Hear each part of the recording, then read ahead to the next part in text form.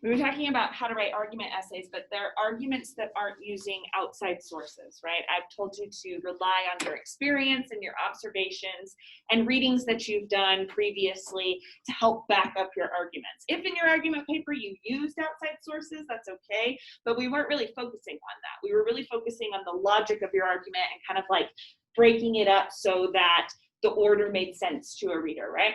But if you were to ever read an argument on an important topic, they usually have experts that they rely on to help make their argument for them, right? So they'll read all the research on the topic and they'll combine it to support their own argument. And that's what we're going to be working on next.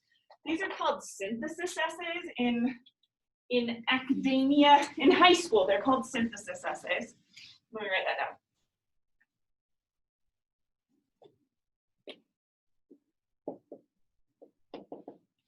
And sometimes with synthesis style essays, your teacher will just give you all of the sources. And they'll say, okay, here's a bunch of nonfiction sources on this topic. I want you to read all of these essays, and then you can kind of try and pick and choose which quotes to use in your paper. Has anybody written that style of essay before in like junior high, middle school? Yeah, so that's a synthesis essay. Sometimes you're required to do your own research where you have to use the databases and find the articles yourself, and then you combine those into an essay. And we're gonna kind of be doing both. The first part of this unit, we're gonna be thinking about research and how to look at those databases and how to come up with research questions and so on. And then the second part, you're going to be, I'll give you a bunch of sources and you'll be combining those into a paper. Okay, so in order to do that, for the next couple months, probably, month and a half, we're going to be thinking about World War II. I have a book that we're all going to read together called Maus. Has anyone read Maus before? Excellent.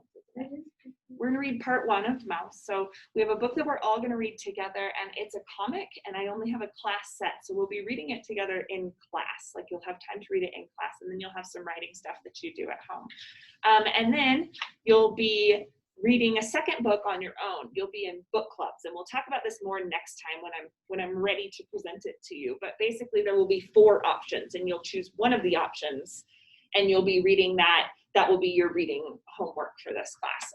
But that's going to happen after the book report, so we can get to that later. But both will be about World War II. For the most part, it's going to be about the Holocaust. There is one book option if you wanted to read about Hiroshima, but the other 3 are about what was going on in Europe at the time. So it's some heavy material for the next couple of months. There are instances in all of these books that are going to be super uncomfortable for you to read about. If you're not uncomfortable by the Holocaust, there's probably something wrong with you, right? So it's something that you have to learn about, that you have to confront as a human being, and you have to confront some of the gritty, horrific things that happen, because these are things that humans have done to each other, right? So in order to be part of like a human culture, you have to engage with those things, and you have to think about why that would happen. It's that old idea, like history repeats itself, right? If we don't learn about history, we're doomed to repeat the past. That's part of what we're trying to think about whenever we have these kind of units in school. I'm being very careful about this because there's a bunch of other 10 honors classes that another teacher teaches here, and she had some pushback about some of the books. Kids saying, I don't want to read this, it brings me down, it makes me sad. Like, yeah, it should. The Holocaust should make you sad, right? And sometimes you just have to be sad about things that humans have done to each other. But I will say all of the books that we read or that are options for you have been approved on the list. So the district thinks that they're okay for you to read. I think you'll be totally fine as long as you approach it with this attitude of like, I need to be scholarly about this thing. So let me show you the book we're going to read. Back here.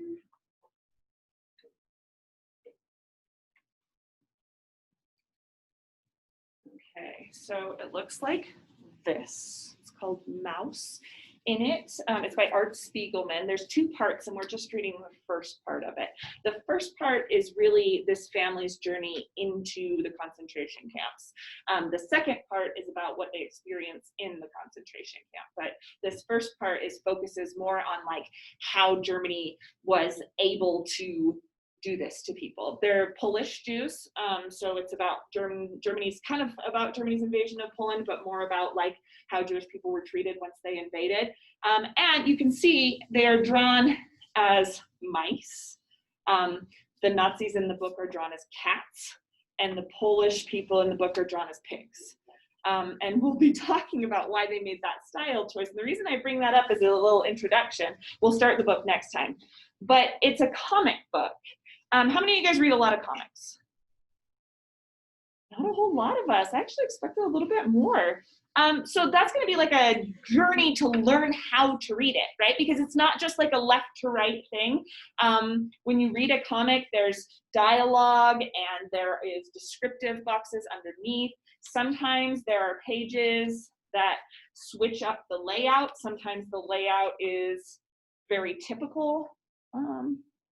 See, not too many of these have a typical layout, like a typical layout where it's just one panel to the next. But sometimes as you read a comic, you have to decide which direction am I going to go? Do I go across or do I go down? And you really only learn that if you read a lot of them.